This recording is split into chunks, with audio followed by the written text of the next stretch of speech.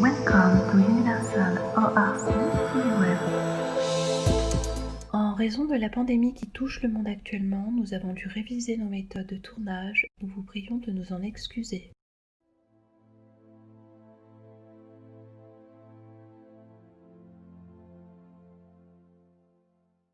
Jacqueline Pecker est diplômée de l'école vétérinaire de Maisons-Alfort ainsi que de la faculté de médecine de Paris. Durant 40 années, elle a soigné des animaux en utilisant différentes thérapeutiques naturelles, notamment l'homéopathie. Elle a enseigné en France mais aussi à l'étranger durant de très nombreuses années. Elle est auteure de nombreux ouvrages dont vous trouverez les liens dans les commentaires. J'en profite pour remercier Sœur Milor pour sa participation dominicale. Jacqueline Pecker, bonjour. Certains traitements thérapeutiques dits classiques ont des effets secondaires véritablement néfastes sur l'organisme des animaux, notamment les corticoïdes. Vous les remplacez par des traitements homéopathiques. Pouvez-vous nous en dire plus ? Le but d'un thérapeute, c'est d'améliorer, c'est même d'abord au départ de protéger, quel qu'il soit, vétérinaire, médecin, dentiste, ce que vous voulez. Quand vous avez en face de vous un malade, qu'il ait 2 pattes ou 4 pattes, vous devez le soulager s'il a des douleurs, vous devez guérir les symptômes qu'il présente et vous devez aller autant que faire se peut vers la guérison en essayant d'être le moins toxique possible. Ça, c'est une chose. Pourquoi utiliser quoi? L'allopathie, si vous n'avez pas fait d'études, vous avez fait des études banales, vous avez fait vos études de médecin, vous avez fait vos études vétérinaires, on vous a appris le nom des maladies, on vous a appris à les diagnostiquer et on vous a appris à les traiter la plupart du temps avec un nombre de produits qui sont des produits chimiques de grande ou de moyenne qualité, les uns pouvant se révéler toxiques au départ, très très favorables au début, toxiques à la fin. Ça, c'est ce qu'on pourrait appeler, disons, la médecine chimique. Et puis, à côté de ça, il se trouve d'autres possibilités. J'ai fait mes études de vétérinaire. Mais j'étais déjà, quand je suis rentrée à l'école vétérinaire, j'avais cette chance d'avoir fréquenté des médecins homéopathes. Car je n'ai pas cherché. Je voulais pas être vétérinaire, hein. C'est parce que c'est tout à fait c'est pas par hasard, parce que si on reste longtemps ensemble, vous verrez que c'est pas un hasard. Parce que pendant la guerre, j'ai été caché dans une ferme pendant 3 ans, et donc j'avais cette grande habitude des animaux. Mais je suis à 90% de mon existence ce qu'on appelle une littéraire, quelqu'un qui lit, qui écrit. J'aime la poésie, j'aime les romans, et puis bon, faisait aussi que dans les années 55-56, quelques années après la fin de la guerre, nous étions un milieu de femmes, tous les hommes ayant été assassinés pendant la guerre. Donc ma mère a pas souhaité que je fasse de la philosophie ou de la poésie ou de la littérature. Et ma foi, vétérinaire, ça me convenait bien, donc j'ai passé le concours avec beaucoup de difficultés, parce que je n'étais pas une bonne élève. Mais je suis devenu, je crois, un bon vétérinaire. Mais j'ai connu l'homéopathie autrement. D'abord, parce que ma mère connaissait bien un médecin homéopathe, que j'ai eu mon premier ulcère à l'estomac, j'avais 16 ans, et qu'elle m'a emmené voir ce médecin homéopathe qui avait une clientèle privée et qui était aussi le directeur de l'hôpital Saint-Jacques, qui est aujourd'hui dans le 15e, rue des Volontaires, et qui était un vrai hôpital homéopathique, avec une hospitalisation possible de soins homéopathiques. Et que des gens bien à l'aise dans leur pompe ont réussi à faire fermer il y a quelques années. Maintenant, c'est devenu juste un dispensaire et il n'y a plus d'hospitalisation. Donc, quand j'ai rencontré ce médecin, la première chose qu'il m'a demandé, en constatant les dégâts de l'ulcère à l'estomac, 16 ans, hein, une gamine de 16 ans, difficile, c'est mon petit.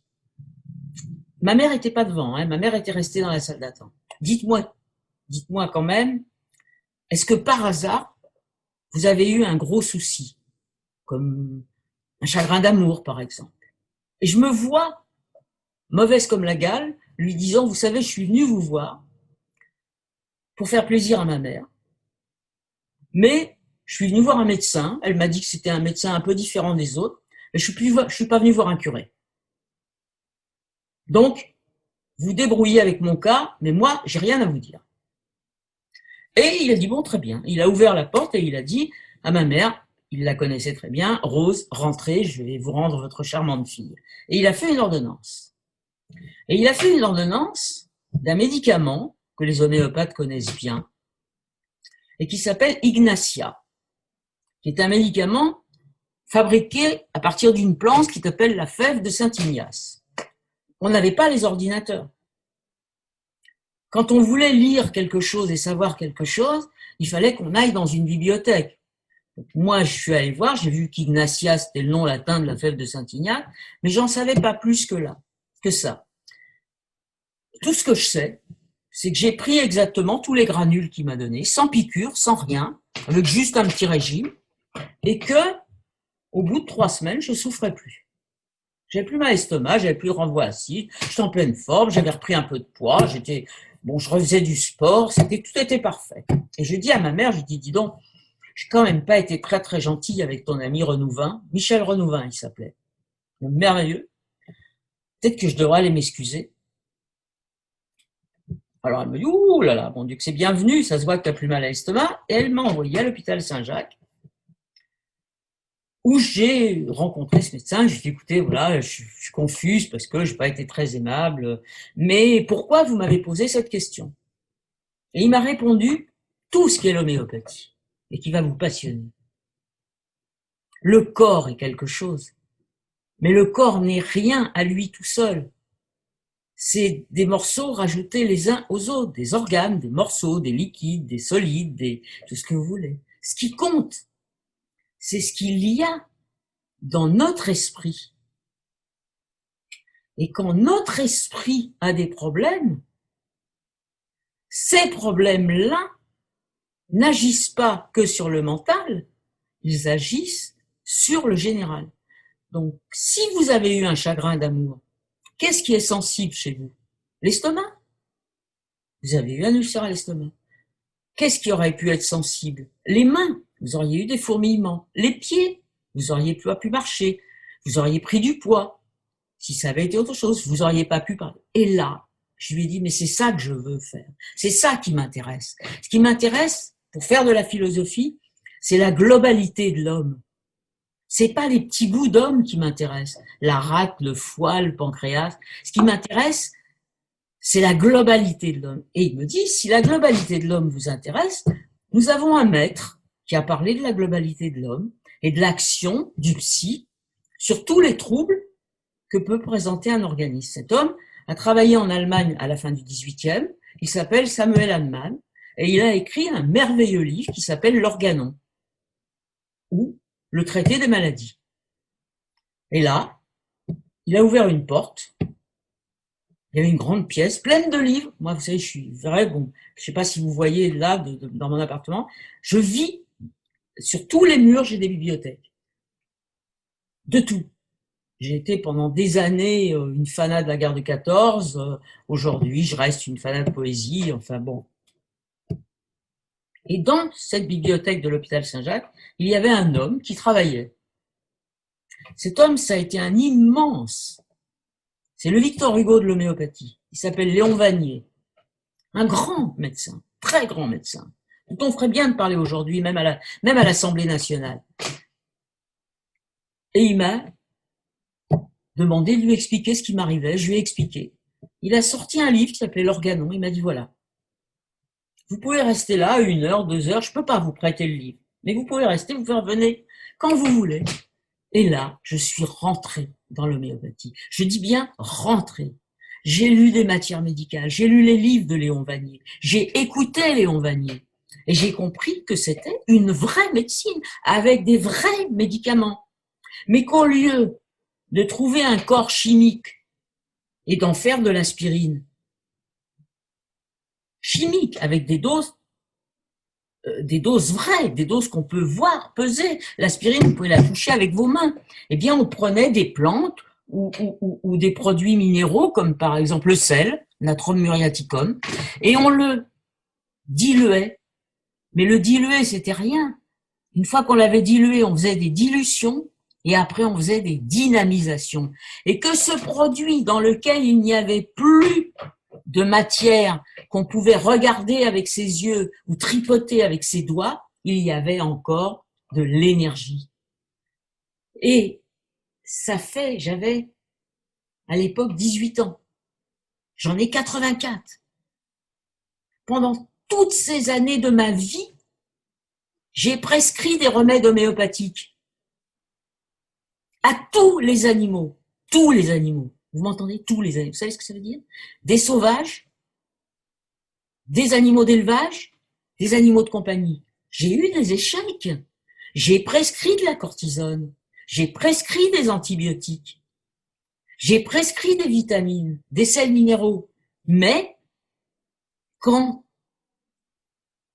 j'étais obligée de désintoxiquer ou de voir que ce pauvre chat auquel j'étais obligée de faire des corticoïdes, je donnais peut-être une cortisone diluée et dynamisée qui avait pour but d'éviter la grosse intoxication par le produit chimique et ainsi de suite. Parce que ces médecines ne sont absolument pas ennemies, elles sont complémentaires. Alors qu'est-ce qu'on vient aujourd'hui vouloir nous détruire? Et nous détruire, c'est pas l'action qui a été engagée avant le confinement au niveau de l'Assemblée nationale par une femme qui s'appelle Madame Buzyn est une guerre contre les homéopathes et contre l'homéopathie. Et je me sens personnellement bafouée, personnellement giflée, je pourrais presque dire. Et comme disait le marquis de Cuevas qu'on avait insulté, je demande réparation. Je demande réparation parce que je n'ai pas menti de toute ma vie. Vous voyez ce que je veux dire? Si j'avais menti, je ne serais pas à l'aise avec vous. Qu'est-ce que j'ai à vous dire, moi? Vous racontez ma jeunesse, mais ma jeunesse, parce qu'elle a été différente. Mon enfance, oui, parce que c'est important. Je suis une enfant de la guerre.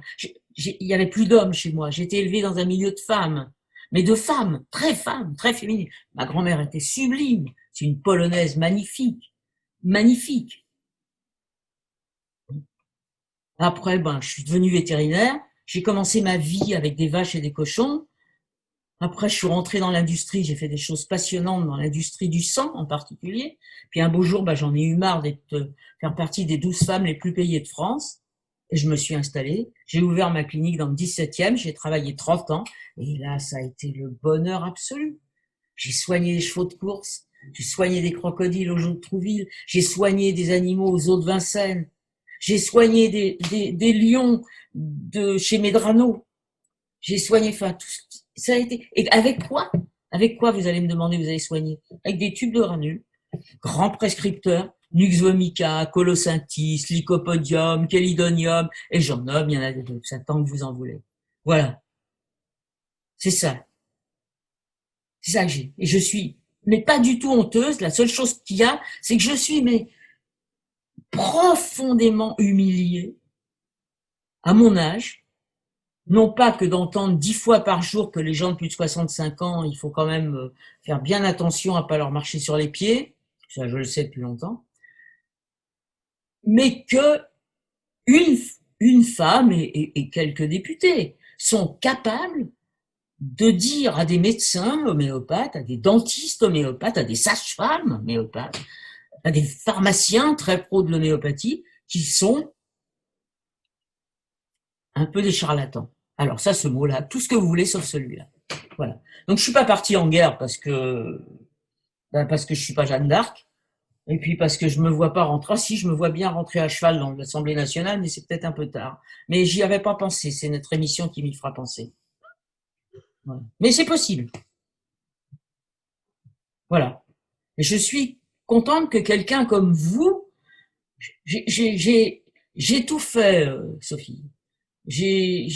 Et là, je reçois un mail qui n'est pas de vous, mais qui est d'une femme dont j'ai soigné le chat, qui me dit, vous savez, j'ai eu des relations avec monsieur Delahousse de la 2, est-ce que ça vous intéresse? Et je vais lui répondre, non seulement ça m'intéresse, mais à la limite, ce que j'aimerais, c'est trouver 20 médecins homéopathes capables de forcer les portes de la 2 un dimanche soir à 20h pour dire ce que c'est que l'homéopathie.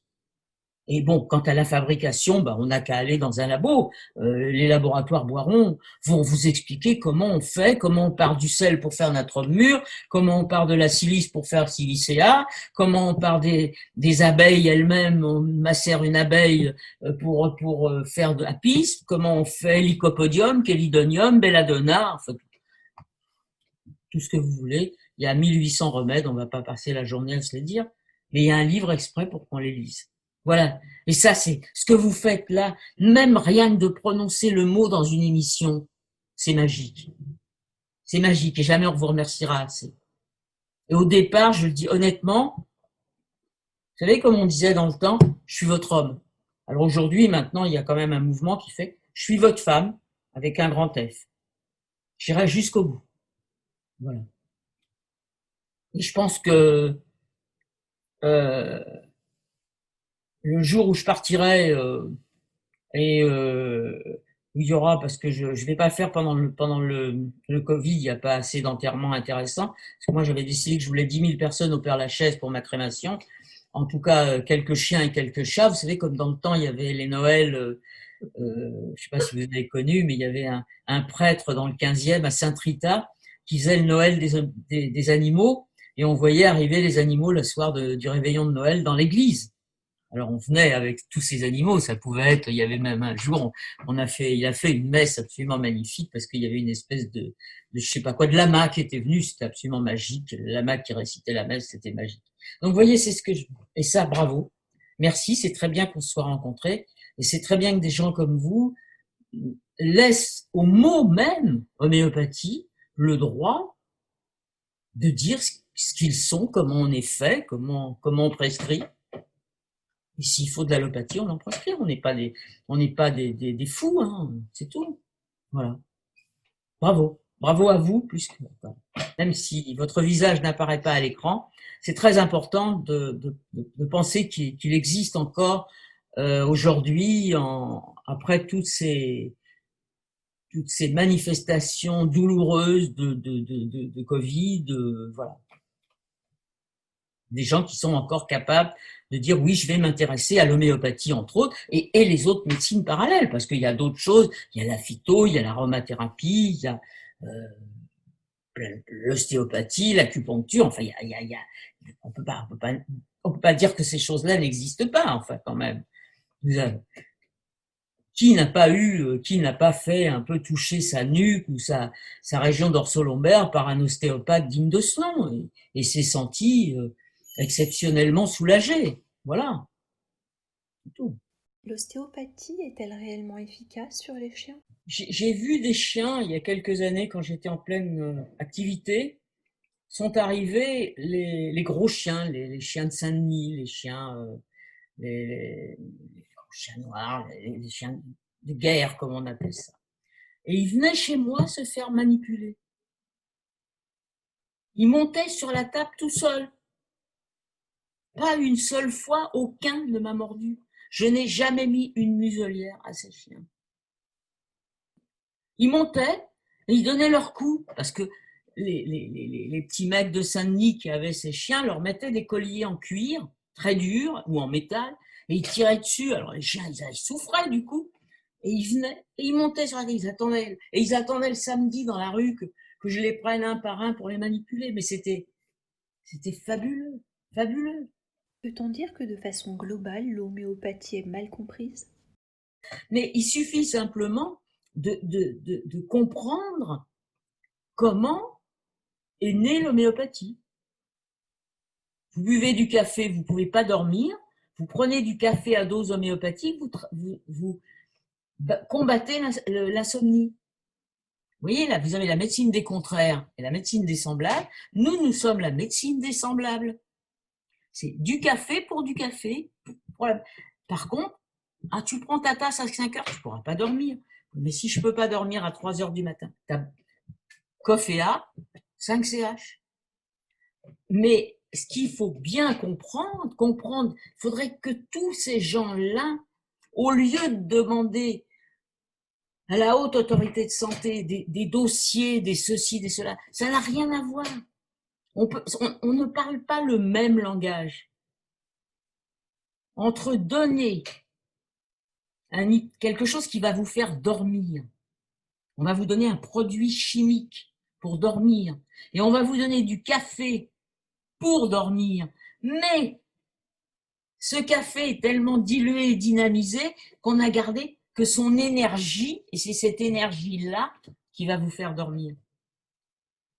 On pourrait, après tout, si j'avais eu les moyens, peut-être que j'aurais fait un film un peu comme on les montre aujourd'hui, vous voyez, un peu, voilà, avec la façon dont la belladone peut devenir belladonna, ou dont la noix vomique peut devenir nux vomica, et tout ce qu'on fait avec ça. Et combien de jeunes, là, aujourd'hui, là, où on est, là, toutes les deux, on parle. Et à côté de chez nous, de chez vous et chez moi, toutes les deux, qu'est-ce qu'il y a? Il y a Roland Garros. Bien, je suis sûr que si on rentre dans les vestiaires de Roland Garros, combien de tubes d'arnica neuf on va trouver? Dites-moi. Il a fallu qu'un garçon aussi gentil que Mbappé, cette espèce de footballeur là, du Paris Saint-Germain, Dieu sait si j'ai pas d'amour pour le Paris Saint-Germain, accepte devant une amie médecin qui s'appelle le docteur Gardénal, qui était médecin du sport là, dans la banlieue parisienne, pour se montrer avec son tube d'arnica. Mais combien de fois on a eu et des footballeurs et des rugbyman? Ils peuvent pas se droguer, ils vont pas prendre de l'aspirine, ils vont pas prendre de la vitamine B12. Qu'est-ce qu'ils se prennent? De l'arnica. Et l'huile d'arnica en phytothérapie sur les mollets douloureux, c'est quoi ça? C'est un corticoïde, l'huile d'arnica? Non, on m'a jamais dit ça. Vous voyez? Et on peut être là. Je peux vous emmener encore. Mais demain, je peux vous emmener.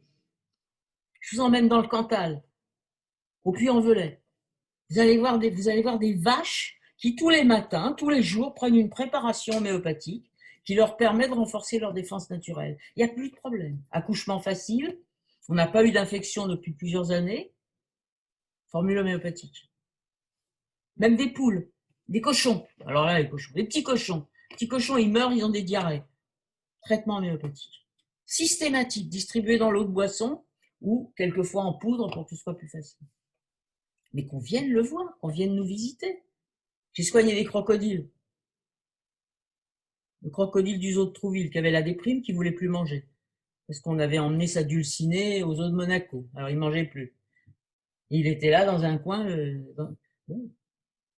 Et comme il était devenu agressif, on a donné Ignacia, comme moi pour mon ulcère à l'estomac. Mais des choses comme ça, ce que je peux vous dire aussi, c'est que c'est dans le monde entier. C'est pas nous en France, hein, c'est pas moi ici. Hein. Je suis partie au Brésil en 86 et à la suite de cette, j'avais 50 ans, j'étais d'une activité débordante. J'ai passé une semaine avec une soixantaine d'homéopathes, enfin d'amoureux de l'homéopathie, qui cherchaient qu'à pratiquer l'homéopathie en vétérinaire surtout. Il y avait quelques médecins et quelques pharmaciens. Et à la suite de ça, un des garçons qui était là, qui était beau comme un dieu d'ailleurs, a créé l'Institut Jacqueline Pecker. Ça a été la joie de ma vie parce que je me suis dit au moins, il restera quelque chose de l'homéopathie française. Et que ça existe toujours, parce que je vais vous envoyer, je crois que je vous ai envoyé une photo. Non, je ne vous ai pas envoyé de photo, mais je vais vous envoyer une photo de l'Institut Jacqueline Pecker. Et c'est très émouvant, c'est très beau. Et vous avez des milliers de vaches qui sont dans le Monte Grosso et qui, une fois par semaine, par un système de Canadair, reçoivent sur le corps, si vous voulez, parce qu'on ne va pas leur faire boire à la petite cuillère, et on espère que qu'elles vont être quand même, ça va pénétrer, reçoivent une préparation homéopathique qui les rend un peu plus résistantes aux piqûres d'insectes. C'est quoi ça? C'est pas de l'homéopathie, ça? Je rêve, si vous connaissez personnellement Madame Buzyn, je veux bien l'emmener demain si elle n'a pas peur d'attraper le Covid. Ah bon, alors d'accord. Les 50 000 chevaux qui ont appartenu à l'actrice Maria Félix qui reçoivent régulièrement des traitements homéopathiques. Du tout. Et comme ça, partout, je peux vous en donner des exemples. Alors bon, vous me direz, mais vous n'avez pas d'échecs? Si, bien sûr que j'ai eu des échecs. Bien sûr. Bien sûr. Si j'ai un chat qui ne peut pas uriner et que je ne donne que de l'homéopathie, que j'enlève pas les cailloux qui sont dans l'urètre, ça servira à rien. Je commence par enlever les cailloux et pour qu'il ait moins mal, je donne de l'homéopathie. Donc la chirurgie et l'homéopathie se marient. Vous avez à Montpellier une femme qui est homéopathe et qui est psychiatre, qui écrit des livres absolument magnifiques, qui s'appelle Geneviève Ziegel. Mais vous avez des grands noms. On ne nous a jamais permis de parler de nos grands noms de l'homéopathie. On vous donne des noms, je ne critique pas tous les noms qu'on a, Pasteur, tous ces gens-là, mais ça, tant mieux, mais je suis très fière. Mais qu'on parle aussi de Léon Vanier, de Jacqueline Barbancet, voilà. Non, non, on a fait un livre avec une très grande homéopathe qui s'appelle Marie-Noëlle Issautier, on a fait un livre sur homéopathie et le cheval, et je pense que ce livre qui a cette année, je crois, 20 ans, à mon avis, on a fait autant qu'un bon féminin. On a sûrement fait au moins 100 000 exemplaires. Il s'en est vendu partout et il s'en vend encore aujourd'hui. Je ne veux pas vous dire plus. Vous avez un cheval, vous avez des problèmes? Achetez notre livre, il est en vente chez Vigo. Voilà. Non, c'est une... Alors, on pourrait dire, mais pourquoi tout ça? Pourquoi cette guerre? Pourquoi s'en prendre aux médecins homéopathes? Pourquoi ce petit remboursement qui ne coûte rien à la sécurité sociale, mais qui rassure les gens? Et puis, on oublie une chose trop facilement, c'est qu'il y a quand même en France actuellement des gens qui sont à 5 € près. Même si nous, demain matin, on se décide de se faire un petit brunch, puis qu'on va se payer 3-4 croissants parce qu'on ne va pas trop compter un peu ce que ça va nous coûter. Mais il y a des gens qui ne sont pas comme ça, des gens qui ont du mal. Donc le remboursement de même quelques francs en homéopathie est une question, comment vous dire, de bien-être pour le malade à deux pattes, parce qu'à quatre pattes, les assurances qui assurent les animaux de compagnie ou pas sont très très favorables à l'homéopathie. Évidemment, ça leur coûte tellement moins cher, donc c'est déjà bien. Pourquoi ça? Pourquoi s'être acharné contre tout ça? Pourquoi? Si c'est pour réinstaller des sorcières, bon, bah d'accord, bon, il y aura des sorcières. Attends, si c'est pour réinstaller des médicaments chimiques, alors qu'on nous le dise tout de suite. Il est certain que tous les gens qui préfèrent prendre de l'arnica à un antalgique connu, n'importe lequel, je ne veux même pas dire de nom, empêchent la vente de l'antalgique connu, ça c'est sûr. Mais bon, vous le savez vous-même, vous me dites vous-même, vous avez eu un jour un accident de voiture, vous avez quelqu'un qui vous a sorti de l'auberge. Bon, mais vous avez aussi la possibilité, bon, bah, demain, vous tombez de votre escabeau, vous vous faites mal, vous prenez de l'arnica 2-3 fois de suite, vous voyez que l'amélioration. S'il n'y a pas d'amélioration, si vraiment vous souffrez de plus en plus, bah, vous faites une radio. Si vous avez le poignet cassé, c'est pas l'arnica qui va vous réparer le poignet. On n'a jamais prétendu des choses comme ça, on n'a jamais prétendu, même pas prétendu guérir le cancer. Mais aujourd'hui, vous avez un homme qui s'appelle Lionel Bagot, qui travaille à Strasbourg, et qui travaille dans une équipe d'oncologie à l'hôpital de Strasbourg et qui permet, avec l'homéopathie et la phytothérapie, de mieux supporter les traitements horriblement douloureux du cancer. Et Lionel est tout ce qu'il y a d'homme honnête. Et aujourd'hui, je peux vous citer comme ça 50 médecins homéopathes ou de sociétés d'homéopathie, après tout, qui sont des grandes sociétés qui existent depuis longtemps, qui ont eu... Voilà. Alors, qu'est-ce que c'est que ça? Qu'on me le dise froidement, et surtout, qu'on ne nous mette pas en face de ce qu'on appelle une haute autorité de santé et qui nous demande de parler un vocabulaire qui n'est pas le nôtre. Subitement, vous arrêtez cette émission et vous me dites, est-ce que ça vous embête de parler allemand? Parce que maintenant, j'ai un public en Allemagne et j'aimerais que vous me parliez allemand. Qu'est-ce que je fais? Je ne parle pas allemand. On arrête là ou je vous demande un traducteur? Ça me prend à la gorge parce que je ne parle pas l'allemand. Vous ne m'avez pas posé la question avant qu'on arrive. Combien de langues vous parlez? Je vous ai dit, j'ai déjà bien du mal à parler français. Non, non. Alors, On a cherché même à injurier nos chers médias. Pas vous accuser, vous n'êtes pas dans le coup. Nos chers médias ont cherché à blesser nos médecins homéopathes. Ils ont fait venir des gens de grande valeur, comme le docteur Renou, qui nous représente en Europe, pour la mettre en face de qui? D'un chirurgien. Et la pauvre, elle savait plus quoi dire. Le type, c'était rien, elle pouvait plus dire un mot. Mais qu'on la mette en face d'un médecin, un médecin de ville, un médecin de quartier, chirurgien. Chirurgien, s'il veut pas utiliser l'homéopathie, il l'use pas. Moi, pendant 30 ans en chirurgie, j'ai préparé mes animaux pour qu'ils aient pas peur. Les gens savaient, comme pour le bac ou pour ils donnaient quelques granules de gelsémium 2-3 jours avant l'intervention. Je voyais arriver des chats, mais complètement bon. D'accord, vous me direz, ils ne savaient pas qu'ils allaient être castrés ou qu'ils allaient avoir une opération des ovaires. Je suis tout à fait d'accord avec vous, mais au moins ils allaient chez le vétérinaire, ils étaient calmes. Donc, ma pauvre Hélène Renou, c'est vraiment un grand médecin homéopathe, elle se trouve face à quelqu'un qui l'agresse et elle ne peut pas dire un mot. Moi, on ne m'a pas donné la parole, ni sur LCI, ni sur la 2. Je vous dis, je crois qu'un jour, je vais enfoncer les portes, mais il faut que je trouve 20 personnes pour venir avec moi. À moins qu'on finisse la nuit dans un commissariat quelconque, mais ça, alors là, c'est le dernier de mes soucis. Alors, à 84 ans, dormir, ça ne me gêne plus en tout cas. Voilà. Donc, vous voyez, il y a tout un... D'abord, déjà, si on était toxique, on le saurait depuis longtemps. Alors, on nous met en face, ce qui est assez magique d'ailleurs, on nous met en face devant un enfant dont les parents, devant une otite suppurée, ont donné de l'homéopathie.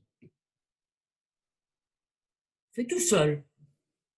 Ils ont donné de l'homéopathie. Ben, ils ont fait une erreur. Ça n'a rien à voir avec l'homéopathie. Cet enfant méritait de recevoir des antibiotiques au départ et un traitement homéopathique en même temps. Parce que les médecines peuvent être associées. Et on dit, ah, vous voyez bien, l'homéopathie tue des enfants qui ont des otites. Qu'est-ce que ça veut dire ça? Hein? Si vous aviez eu une fracture des vertèbres cervicales, vous ne seriez pas remise. Mais comme vous aviez un choc important, sans que ce soit, c'était la partie charnue, musculaire, on vous a remis, on vous a permis à l'énergie de recirculer de devant, derrière, et vous vous sentez mieux au bout de quelques temps. Parfait. Mais on ne nous laisse pas parler. Alors on a fait deux personnes très très exceptionnelles, le docteur Simeka, dont vous avez dû entendre parler, Dominique Hérault, ont réussi à se faire ouvrir les portes de l'Assemblée nationale récemment, avant le confinement. Enfin, de l'Assemblée nationale, du petit bureau, hein, on n'était pas dans la grande Assemblée nationale. Moi, je veux la grande avec. Je veux qu'on me mette en face Madame Buzyn pendant 10 minutes et je veux dire ce que j'ai à dire parce que je ne permettrai à personne de dire que je suis quelqu'un de malhonnête. Jamais. Je n'ai peut-être pas la compétence de certains vétérinaires, surtout aujourd'hui. Je n'ai jamais fait d'IRM, je n'ai jamais fait de scanner, parce que je suis à la retraite depuis 20 ans. Pratiquement, ça n'existait pas. J'admire ceux qui ont avancé. Tous les jours, la médecine avance, mais l'homéopathie, elle avance aussi. Hein. Vétérinaire, au départ, il y a 50 ans, on était des manuels. J'ai fait la première césarienne qu'une femme ait pu faire en novembre 1963 dans une ferme à Saint-Flour dans le Cantal. Le seul regret que j'ai, c'est qu'en 1963, nous n'avions pas nos téléphones portables avec les appareils photo à l'intérieur. Ça, c'est le regret de ma vie. Mais le fils du vétérinaire avec lequel j'ai écrit, auquel son père avait raconté ça, l'a écrit dans un livre. Alors je me dis, ça fait au moins partie du livre. J'ai fait une vraie césarienne, avec une anesthésie épidurale, avec du matériel que j'avais stérilisé dans l'alcool, d'autres par la chaleur, et est né un petit veau qui faisait 75 kilos, qui est sorti de la mer, qui a vécu une jolie petite Salers, qui s'est appelée Jacqueline, comme vous devez vous en douter, et qui a très bien vécu. C'était la première fois qu'une femme faisait une césarienne dans une écurie du Cantal. Mais avec les moyens du bord. Il n'y avait pas de scanner, il n'y avait pas de radio, je ne pouvais rien faire. De toute façon, si je n'avais pas fait ça, le bébé mourrait. Parce qu'il ne pouvait pas passer. Il était trop gros, il ne pouvait pas passer. Donc il fallait quelque chose. Moi, je suis arrivée là, ça faisait 2 mois que j'étais là. Les paysans m'avaient finalement beaucoup mieux accueilli que ce qu'on pouvait imaginer. J'adorais mon métier. Et j'ai dit à mon patron, est-ce que vous voulez qu'on essaye une césarienne? Il m'a dit, oh là là, vous voulez essayer? Et on a fait ça. Et après, ça a été fait. Mais on n'avait pas tout ça. Et on était des manuels. Aujourd'hui, notre métier, mais le métier de médecin, c'est pareil. Et votre dentiste, c'est un intello, votre dentiste. Il sait même plus vous expliquer que la molaire tout en haut, etc., elle va vous gêner, mais on peut tenir encore un peu comme ça. Non, non, on commence les scanners, les trucs, les machins, il faut monter, il faut ceci, il faut un pivot, il faut un truc. Vous n'avez rien compris. Tout ce que vous avez compris, c'est de sortir votre chéquier ou votre carte bleue quand elle... C'est tout. Et chez nous, c'est bien d'aller de l'avant, c'est bien.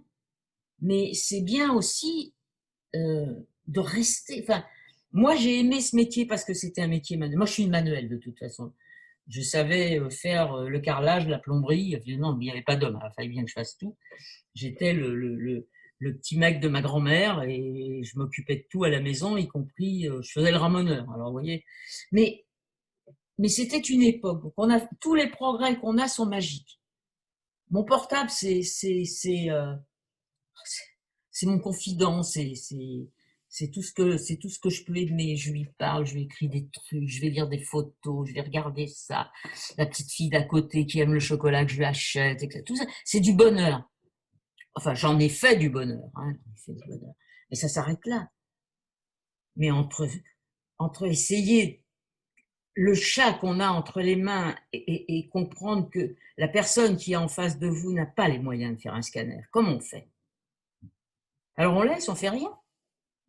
Ben, on met les doigts dedans, dehors, dessus. On dit c'est peut-être ça, c'est peut-être qu'il y a une tumeur là, on va voir. On va essayer comme ci, on va essayer comme ça. Si on échoue, madame, il faudra qu'on aille plus loin. Mais si on... Et puis on a quand même des chances de réussir. On est un peu perdu en fait.